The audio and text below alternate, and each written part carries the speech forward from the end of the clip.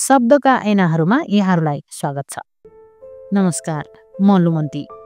आज म यहाँहरूलाई साहित्यकार मञ्जुश्री केसी प्रधानद्वारा लेखिएको बिर्सन नसक्ने यात्रा कथा सुनाउँदैछु, उहाँकै कल्पनाको महल पुस्तकबाट। आधा आधा गरेर एक बनेको रातलाई गन्दै गन्दै तारा आफ्नो गन्तव्य खोज्छ। उषा आफ्नो बाटो खोज्छे। कसले कसको बाटो पछ्याउने भन्ने सोचाइ हो। जीवनमा संख्या दिँदै हिँड्छन्, फेरि पुरा पूर्णको अनुभव बटुल्छन्। दिन महिना बित्दै जाँदा वर्ष बित्छ अनि पुरा पूर्ण फेरि अपूर्ण हुँदै जान्छ। मानिसहरू यही नै जिन्दगीको भगाइ महसुस गर्दछन्। इच्छा आकांक्षालाई थाँती राखेर जीवनरूपी रथ तान्न थाल्छन्। कहीँ अग्लो, कहीँ होचो, कहीँ खाल्टा त कहीँ मैदान। यसरी जीवनयात्रा अगाडि बढ्दै जाँदा कैयन यात्रीहरूसँग भलाकुसारी हुन्छ। कैयन यात्री बाटामै छुट्टिन्छन्, कैयन यात्री गन्तव्यसम्मै पुग्छन्, तर जीवनरूपी यात्राको सहयात्री बन्न सक्दैन। मेरो पनि यस्तै यात्रा थियो र यो यात्राले थाक्रो पाएको थियो। त्यो लहरा त्यही थाक्रामा बेरिँदै गएको थियो। आशा गर्दै भोलि त फुल फुल्ला, मजाले फक्रला अनि चिचिला लाग्ला, मलजल गर्दा हुर्केला भन्दै सारा सपनाहरूलाई गोड्दै गएँ। तर न त्यसमा फुलै फुल्यो न त चिचिला लाग्यो। अनि त्यस यात्रालाई सम्झनु नै किन? सम्झेर हुन्छ नै के?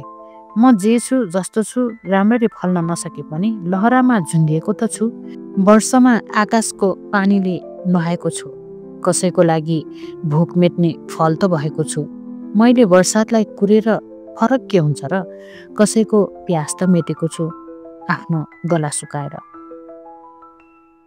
हरेक महिना क्यालेन्डरका पानाहरू पल्टाउनु पर्छ। म क्यालेन्डरलाई महिनाको अन्तिम दिन पल्टाउँछु। सोच्छु अब त अर्को महिना लाग्यो, सबै राम्रै होला। थाक्रामा झुन्डिएको दिन अब टर्छ कि सोच्छु, फेरि असम्भव देख्छु र झुन्डिन्छु। एउटा आत्महत्या गरेको मानिस चाहिँ उसले त मुक्ति पायो, तर म भने कहाँको मुक्ति, झन् बलियो गरी थाक्रेमै झुन्डी बस्छु। भुइँमा छोला के भन्ने डरले। मेरो यात्रामा नक्कली साथ दिने यात्रीहरू औँलामा गनी भ्याउँदिन। नक्कली चेहराहरू सम्झँदा घृणा लाग्छ। कस्तो बान्की नपरेको बेहोरा। ताराले गन्तव्य खोजे झैँ म पनि एउटा गन्तव्य खोजी गर्छु, तर ती दिन आएको पाउँदिन। हुन त कुनै सुखद झल्को लिएर कोही आए जीवनरूपी यात्रामा।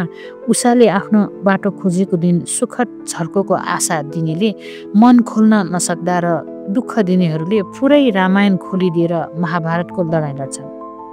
जित कौरवको होस् या पाण्डवको, आखिर लडाइँ लड्नकै लागि त हो। लड्छन् जित जसको भए पनि।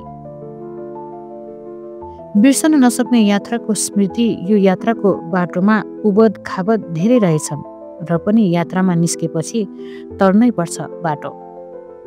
यो बाटो हिँड्न यात्रीहरूको पनि आफ्नै कथा, आफ्नै व्यथा छ। यो बाटोमा कोही छिटो छिटो हिँडे, कोही अलिअलि छिटो हिँडे, कोही अलिअलि हिँड्ने, कोही गोडा लतार्दै हिँडे, कसैलाई हात समातेर अरूले हिँडाउनु पर्ने। कस्तो यात्रा हो यो, बुझ्नै गाह्रो। यात्रामा जति समय लाग्छ त्यति नै समय बिच बाटोबाट फर्कँदा लाग्छ। घाटा आफैले बेहोर्नु पर्छ। त्यसैले यात्राको थालनीपछि त्यसको अन्तिम बिन्दुसम्म पुग्नै पर्छ। सम्झना एक बिहानीको हो। उषाले आफ्नो बाटो खोजेको छन् र ताराले आफ्नो गन्तव्य खोजेको छन्। ऊ सुखको झल्को दिन एका बिहानै भेट गर्न आउँछ। गाडीलाई सुस्तरी चलाउँदै बिहानीको किरणसँग यात्रा थालनी गर्छ। कहिले हत्केला चुम्छ, कहिले अनेकन रमाइला कुरा गरी हँसाउँदै मन्दिर पुग्छ र भावनासँग के माग्छ थाहा छैन।